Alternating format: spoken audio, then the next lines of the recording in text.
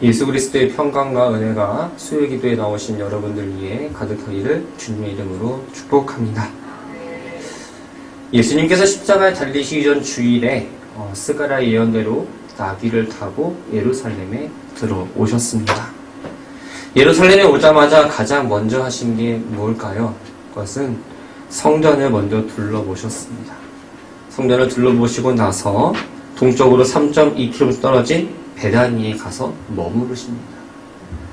푹 주무시고 다음날 아침 일찍 다시 예루살렘 성으로 들어오십니다. 아침 일찍 오다 보니까 식사도 하지 않은 채 들어왔습니다. 배고팠습니다. 예수님께서 배고프셔서 저 멀리서 보니까 잎이 무성한 나무가 하나 있는 겁니다. 나무에 잎이 있으니 열매가 있겠지 하면서 과연 저 열매를 내가 먹을 수 있을까 생각해봅니다. 그 나무는 바로 무화과 나무입니다. 무화과는 1년에 2번 열매를 맺습니다.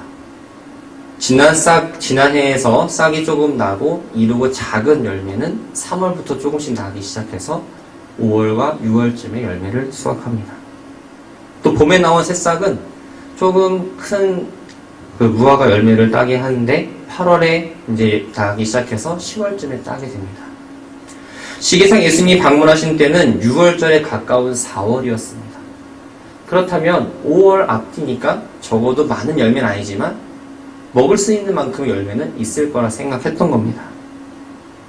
그러나 무화과 나무 근처 와서 보니까 잎사귀 외에는 열매는 아무것도 없었습니다. 그러자 예수님께서 나무를 향해서 이렇게 말씀하십니다. 이제부터 영원토록 사람이 내게서 열매를 따먹지 못하리라.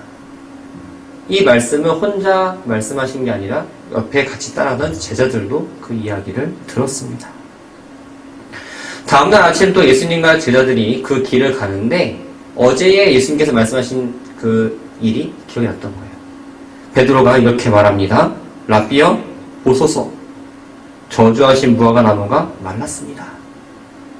예수님 말씀하신 대로 그 나무가 마르게 된 겁니다. 그러자 예수님께서는 하나님을 믿으라 라고 말씀하시면서 그 이후에 이렇게 제자들에게 말씀하십니다. 누구든지 이 산더러 들리어 바다에 던져지라 하며 그 말하는 것이 이루어질 줄 믿고 마음에 의심하지 아니하면 그대로 되리라. 무엇이든지 기도하고 구하는 것은 받은 줄로 믿으라. 그리하면 너희에게 그대로 되리라. 마른 무화과 나무는 이스라엘의 생명력을 잃은 상태를 말합니다. 근데 그 생명력을 잃은 원인은 하나님을 믿는 믿음이 결여되었기 때문입니다. 유대사에서 산을 옮긴다라는 표현은 좀 어려운 일이나 감당하기 어려운 어떤 그런 상태나 일을 나타내는 말입니다. 하나님 믿으라는 그 말씀을 통해서 예수님은 무화과 나무를 마르게 하는 능력도 또 산을 들어서 바다에 던지는 능력도 하나님을 믿는 믿음이 필요하고 믿음 없이 기도하는 의심 없이 기도하는 사람들에게는 불가능한 일이 없음을 말하고자 하셨습니다. 베드로는 비록 믿음이 적긴 했지만 물 위를 걸어갔습니다. 주님을 믿고 행할 때에 여러 가지 이적들이 일어남을 우리가 성경을 통해서 알 수 있습니다. 그렇다면 이 믿음은 과연 무엇일까요? 이 믿음은 우리가 살고 있는 지금, 현재에 필요한 것, 과거에 가졌던 믿음이나 앞으로 올 미래에서 내가 믿을 그 믿음은 오늘을 살아가는 나에게는 능력을 주지 못합니다. 믿음은 도중에 식는 게 아니라 꾸준히 지속적으로 이어져야 합니다. 그 이어짐은 선한 싸움을 다 싸우고 달려갈 길을 마치기까지 우리의 믿음은 이어져야 한다는 겁니다. 믿음뿐만 아니라 우리가 계속 유지할 수 있는 건 바로 기도입니다. 우리가 기도를 많이 듣습니다. 하나님과의 대화, 하나님과의 호흡, 여러 가지를 표현을 합니다. 호흡이 우리가 일정하지 않으면 건강에 문제가 생깁니다. 대화하지 않으면 사람과의 관계에서도 문제가 생깁니다. 마찬가지로 하나님과 향한 기도가 끊기거나 일정하지 않으면 하나님과의 관계뿐만 아니라 믿음에도 반드시 문제가 생깁니다. 믿음이 없으면 기도하지 않습니다. 반대로 기도하는데 믿음이 없다면 아무 소용이 없습니다. 사랑하는 성도 여러분, 여러분들은 요즘 기도 생활과 믿음을 잘 유지하고 계십니까? 늘 내가 익숙해진 그 자리에 앉아 있는 건지, 아니면 정말 내 믿음을 갖고 이제 나와서 기도하는지 스스로 점검해 보시길 바랍니다. 기도의 원리 중 하나는 기도는 반드시 응답됩니다. 그러려면 기도는 응답될 때까지 해야 합니다. 기도의 응답은 세 가지 형태로 나타납니다. 첫 번째는 나의 기도와 하나님의 뜻이 일치할 때. 근데 나의 시간과 하나님의 시간이 일치할 때 그 응답은 바로 나타납니다. 이런 응답을 받는 사람들의 특징을 보면 하나님의 말씀에 늘 순종하며 사는 사람들의 응답입니다. 두 번째는 나의 기도와 하나님의 기도는 일치하는데 나의 시간과 하나님의 시간이 일치하지 않을 때가 있습니다. 그때는 하나님께서 가장 적절한 때에 응답하십니다. 그렇다면 우리는 어떻게 해야 될까요? 우리는 기다려야 합니다. 자, 세 번째는 하나님의 기도 제목과 내 기도 제목이 일치하지 않을 때입니다. 그렇다면 하나님의 뜻대로 기도를 바꾸어서 응답해 주십니다. 이럴 때 우리의 자세는 하나님에 대한 믿음이 필요합니다. 우리가 늘 열심히 기도하지요. 그런데 기도의 응답이 첫 번째 같으면 얼마나 좋겠어요. 기도할 맛이 날 겁니다. 응답 바로바로 오네. 그런데 문제는 두 번째, 세 번째 같은 경우 때문에 우리가 기도를 중간에 포기하거나 혹은 하나님을 향한 믿음을 참 저버릴 때가 많습니다. 그러나 기도의 핵심은 바로 포기하지 않는 것입니다. 하나님께서 우리를 포기하셨습니까? 하나님께서 우리를 포기하지 않으셨습니다. 하나님께서 우리들에게 바라시는 모습은 우리가 포기하지 않고 하나님의 능력과 선하심을 신뢰하는 기도를 하기를 원하십니다. 내 욕심 말고 하나님의 능력을 믿는 기도를 하기를 원하십니다. 하나님께 기도하면서 하나님의 능력과 인격의 의심을 품는다면 우리는 기도의 응답을 받을 수 없습니다. 믿음으로 기도하고 구한 건 언젠가 반드시 이루어집니다. 현재 내 눈앞에 아무것도 이루어진 게 없는 것처럼 보이지만 계속해서 우리는 하나님 앞에 구해야 합니다.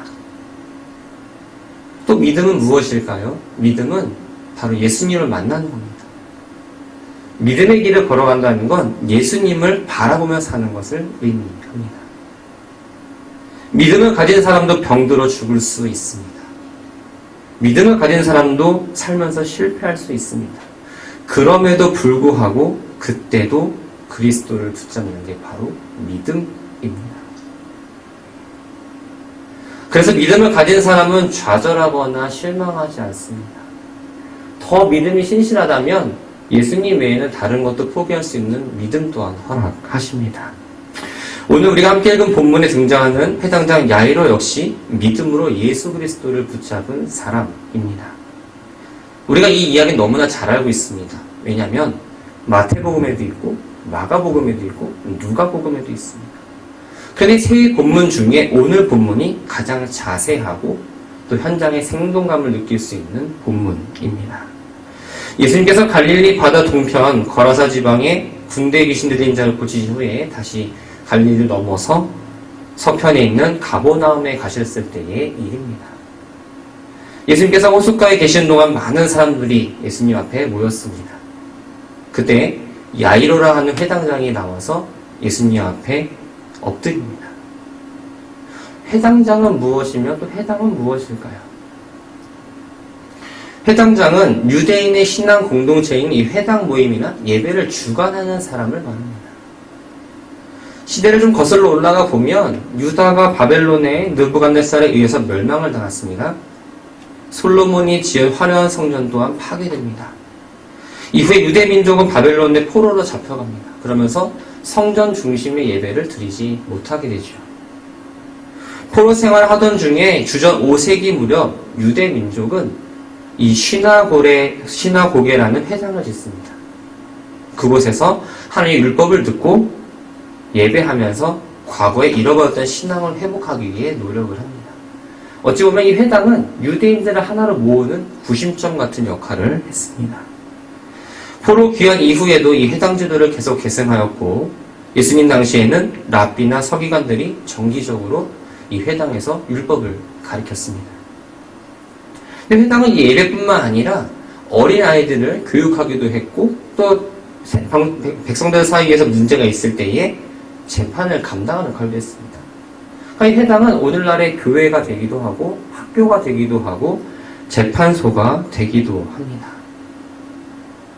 이 회당에 10명의 관리자가 있었는데 3명이 회당장의 책임을 맡았고 그 중에 1명이 바로 오늘 본문에 등장하는 야이로라는 사람입니다. 회당장은 제사장처럼 세습받는 것도 아니었습니다. 또 행정적인 힘을 가진 위치는 아니었지만 일반 백성들 사이에서 존경받고 신앙이 깊고 덕망 높은 사람이 할 수 있는 선출직입니다. 선출된 종교 지도자요, 교육자요, 또 지방의 어떠한 원로의 역할을 감당했습니다.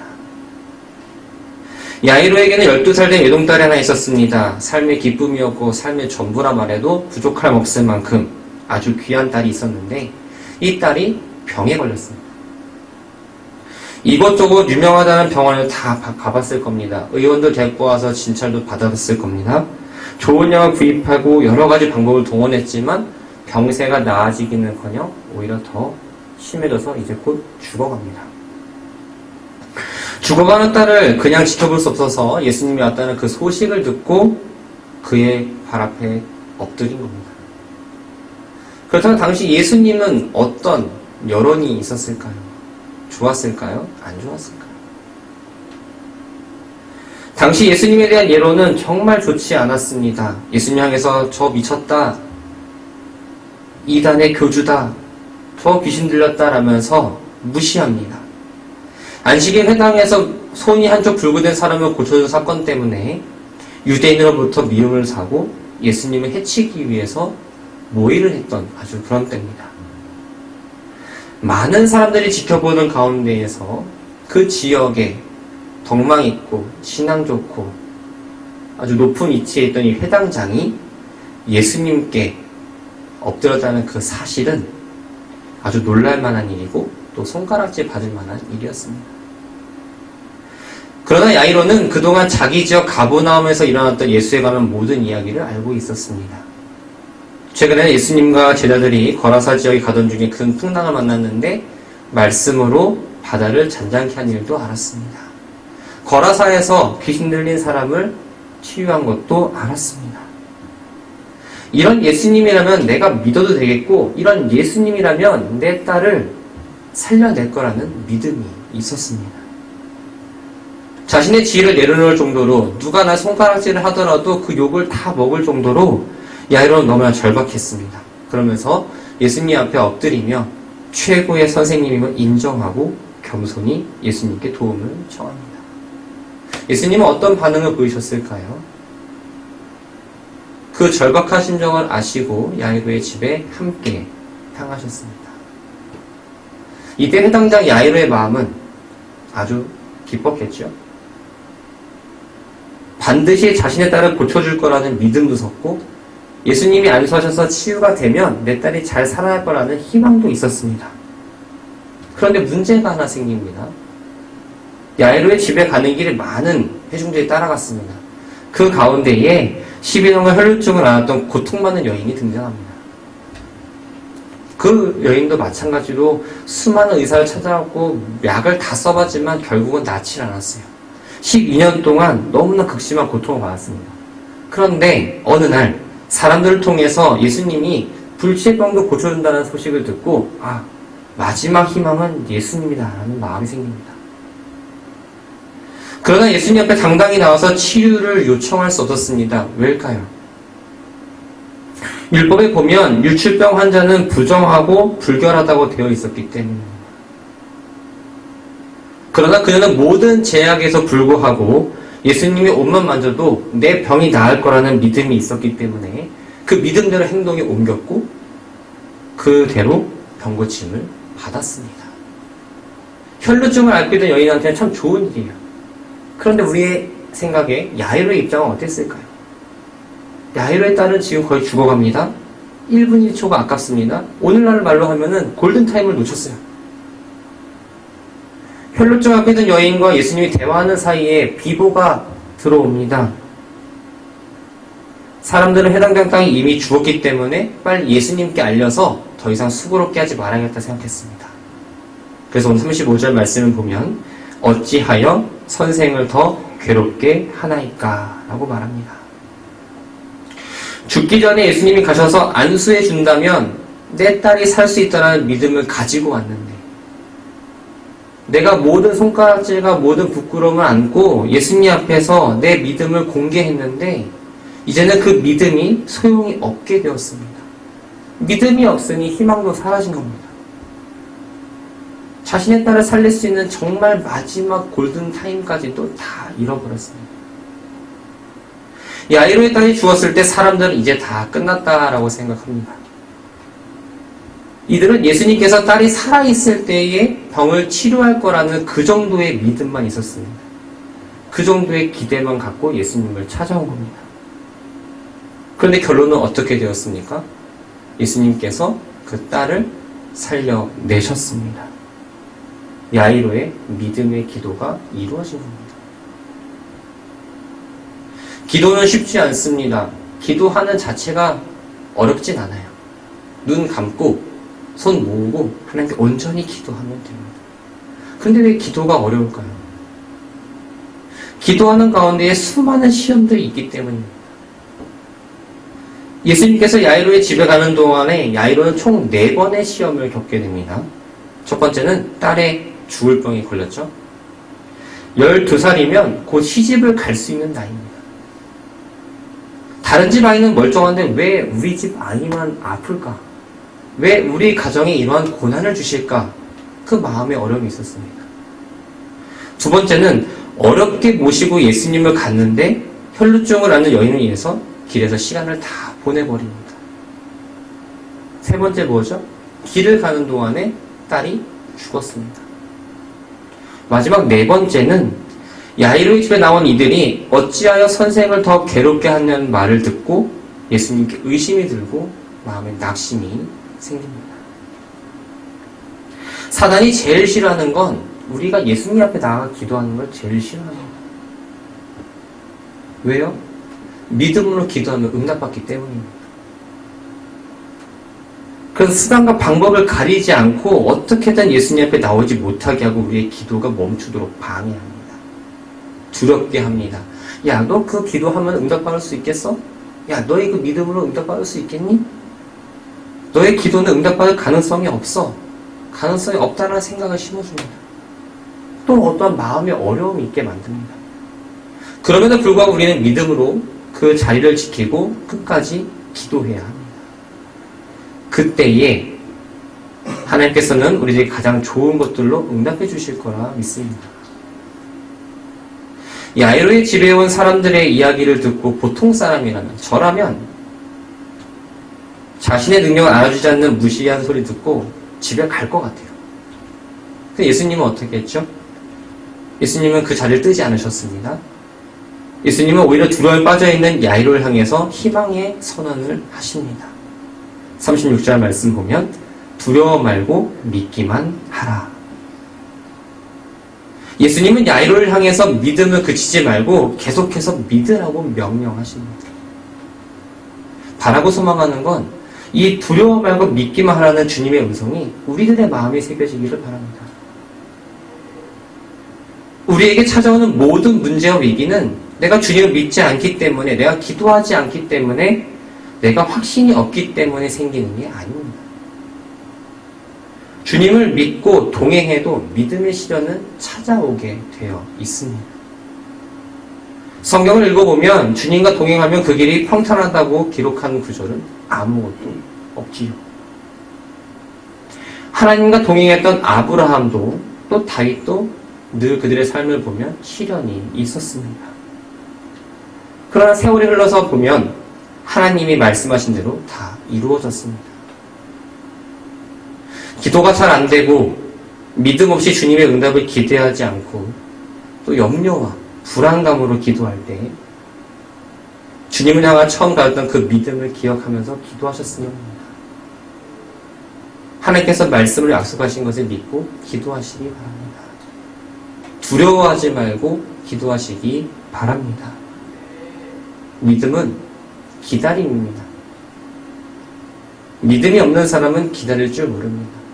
사람이 약속을 했는데 오겠지란 믿음이 있으면 기다리지만 쟤는 어차피 안 와 하면은 그 자리를 바로 떱니다. 마찬가지입니다. 믿음이 없기 때문에 하나님 약속을 믿지 못합니다. 믿음이 없기 때문에 두려워하며 염려합니다. 그러나 믿음 있는 사람은 기다립니다. 여러분들은 잘 기다리십니까? 지금 내 앞에 내 기도에 아무런 응답과 아무런 보이는 게 없다 할지라도 믿고 기다리며 주님과 함께 걸어가시기를 바랍니다. 주님은 어떤 경우에도 단 한 번의 기도로 모든 문제 해결된다고 말씀하지 않으셨습니다. 그렇다면 우리는 어떻게 해야 될까요? 포기하지 말고 낙심하지 말고 항상 기도해야 합니다. 모든 게 끝난 상황 가운데에서 믿음을 유지한다는 것만큼 어려운 건 없습니다. 그럼에도 불구하고 야이로는 절망 가운데서도 끝까지 예수님을 놓지 않았습니다. 야이로의 집에 도착한 예수님은 그의 제자 중에서 베드로와 야고보와 요한을 데리고 또 그 딸의 부모만 데리고 딸 아이에게로 갑니다. 사람들이 울며 통곡하는 모습을 본 예수님께서 말씀하십니다. 39절 말씀을 보면 이 아이가 죽은 것이 아니라 잔다. 아이가 이미 죽은 걸 알고 사람들은 예수님의 말씀에 비웃었습니다. 저 바보 아니야. 숨도 안 쉬고 심장 멈췄는데 어떻게 잔다고 표현을 하냐. 예수님은 죽은 아이의 손을 잡고 이렇게 말씀하시죠. 달리다 굼 소녀여 일어나라. 다 죽었다고 끝났다고 생각했는데 마치 잠을 자고 있는 아이가 깨우듯이 말씀하셨고 예수님의 그 말씀대로 죽었던 아이가 걸었습니다. 주님의 말씀대로 이루어졌습니다. 회당장의 딸을 위해 울었고 그녀가 죽지 않는다고 잠을 잔다고 주장하는 사람들이 예수로 인해서 소녀가 일어나고 돌아다니자 정신 나갈 정도로 놀랍니다. 이후 예수께서는 그 아이가 완전히 살아나신 걸 보기 위해서 먹을 것을 주라 명령하시고 이 일을 아무에게도 말하지 말라고 말씀하십니다. 사랑하는 성도 여러분, 예수님은 아이의 죽음으로 인해 통곡하는 자를 향해서 울지 말라, 죽은 것이 아니라 잔다 라고 말씀하셨습니다. 그때 우리들이 비웃었지요. 주님의 말씀을 믿지 않았습니다. 흔히 사람들은 자기의 생각에 비춰봤을 때 너무 터무니없는 생각이 들면 이를 진지하게 받아들이지 않고 먼저 의심하고 비웃습니다. 야, 그게 말이 되냐? 먼저 의심합니다. 그러니까 그 말을 믿지 않습니다. 아이를 낳으리라던 하나님의 약속을 들었을 때 자기도 모르게 웃었던 사라처럼 우리도 그런 모습을 보일 때가 있어요. 그러나 하나님 말씀을 대할 때에는 이러한 태도를 취해서는 안 됩니다. 내 생각을 고집하는 한, 내 생각의 틀 안에 하나님의 말씀을 집어넣는 한 말씀을 깨닫고 은혜에 잠길 수 없습니다. 하나님의 말씀을 깨닫고 하나님의 은혜를 잊기 원한다면 내 생각을 먼저 내려놓아야 합니다. 예수님은 누가복음 10장 21절에서 이렇게 말씀하십니다. 하나님은 진리를 지롭고 슬기 있는 자에게는 숨기시고 어린아이들에게는 나타내신다. 어린아이와 같은 믿음으로 말씀을 받아들일 때 하나님의 은혜와 축복을 받을 수 있습니다. 주님을 혈육중하는 여인이나 회당장 모두 그들의 신분이나 지위를 보지 않고 그들의 믿음을 보시고 하나님의 방법으로 은혜를 베풀어 주셨습니다. 바라고 소망하기는 우리 모두가 믿음으로 간구하는 성도 되기를 바랍니다. 하나님은 어떤 분이실까요? 말씀을 주며 생각해 봤습니다. 하나님은 과연 어떤 분이실까? 말로 표현할 수 없지만 하나님은 언제나 우리를 바라보고 계시고 우리를 도울 준비를 하고 계신다 라는 마음이 들었어요. 이사야 41장 10절 말씀을 보면 참으로 너를 도와주리라 라고 약속하십니다. 히브리서 기사 역시도 주는 나를 돕는 자라고 고백합니다. 하나님은 우리를 외면하지 않으시고 도우시는 분입니다. 모든 문제의 답은 정해져 있습니다. 그 답은 하나님의 말씀입니다. 하나님이 정해주신 대로 하면 됩니다. 도저히 불가능해 보이고 내가 할 수 있을까라는 의심이 들지만 하나님 말씀하신 대로 하면 이루어집니다. 그저 우리가 할 일은 두려워하지 말고 열심히 기도하는 겁니다. 그때 하나님 말씀이 이루어지게 하시고 그게 바로 믿음입니다. 히스기야 왕은 하나님 마음에 합한 아주 선한 왕이었습니다. 백성들은 나라의 번영을 꿈꿨고 있었습니다. 그런데 신은 강대국이었던 아수르가 18만 5천 명의 군사를 이끌고 쳐들어왔습니다. 이 사네립 왕은 자비가 없었어요. 그래서 히스기야에게 항복을 요구하는 편지를 보냅니다. 항복을 하면 살려주고 항복하지 않으면 모조리 다 짓밟아버리겠다. 아무리 사람의 머리를 모아도 지혜를 모아도 도저히 이길 수 없는 전쟁이었습니다. 그때 히스기야 왕은 성전에 들어가서 하나님께 기도합니다. 주님, 귀를 기울여 들어주십시오. 주님, 눈여겨보아 주십시오. 살아계신 하나님을 모욕하는 말을 전한 저 사네립의 망언을 잊지 마십시오. 어떻게 되었습니까? 아침에 일어나 보니까 적들의 시체로만 다 있었습니다. 하나님께서 천사를 보내셔서 모두 죽이셨던 겁니다. 사랑하는 성도 여러분, 하나님은 자기에게 향하는 자들에게 능력을 베풀어 주십니다. 믿음으로 기도하는 자들을 위해서 능력을 베풀어 주십니다. 혹 내가 기도의 능력을 아직 경험하지 못했다면 하나님의 능력이 부족해서가 아니라 내 믿음이 부족했음을 깨달아야 합니다. 하나님께서는 전심으로 기도하는 자, 믿음으로 기도하는 자들을 찾고 계십니다. 믿음의 기도는 삶을 변화시키는 놀라운 힘이 있습니다. 나를 가장 먼저 변화시킵니다. 내가 변화되면 내 가정이 변화되고 우리 가정이 변화되면 우리 교회가 변화됩니다. 내 상황 또한 변화시켜 주십니다. 야고보서 1장 6절부터 8절 말씀을 보면 이렇게 기록합니다. 오직 믿음으로 구하고 조금도 의심하지 말라. 의심하는 자는 마치 바람에 밀려 유동하는 바닷물결 같으니 이런 사람은 무엇이든지 주께 얻기를 생각하지 마라. 두 마음을 품어 모든 일에 정함이 없는 자로다. 여러분들은 어떤 사람이십니까? 두 마음을 품은 사람이십니까? 아니면 하나님을 온전히 믿고 믿음으로 나아가는 한 길만 걸어가는 믿음의 사람이십니까? 삶이 길고 삶이 풍성한 만큼 우리의 삶에도 많은 기도 제목들이 있습니다. 의심하면 안 되는 줄 알지만 내 기도에 하나님께서 응답하실까?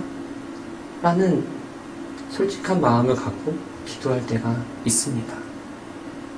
이 정도 시간을 드리고 기도하면 언젠가 응답 주시겠지 하면서 혹시 계산적으로 기도하고 계시지는 않습니까? 두 마음을 품지 않고 누구보다 때를 가장 잘 하시고 좋은 것을 예비하시는 주님을 믿음으로 기도하시기 바랍니다. 바라고 소망하는 건 우리 사랑하는 춘천지역의 모든 교우들이 하나님을 향한 믿음이 흔들리지 않기를 바랍니다. 어떤 환경 가운데서 흔들리지 않기를 바랍니다. 하나님 앞에 약속했던 어떠한 기도의 제목과 기도의 시간이 있다면 그것을 잘 지키는 2022년이 되기를 바랍니다. 그래서 주님의 말씀이 이루어지고 주님의 말씀대로 삶을 살아서 하나님께서 주신 열매를 많이 맺고 또한 여러분의 삶 가운데 또 우리 교회 가운데 많은 변화가 있기를 주님의 이름으로 축원합니다. 기도하겠습니다.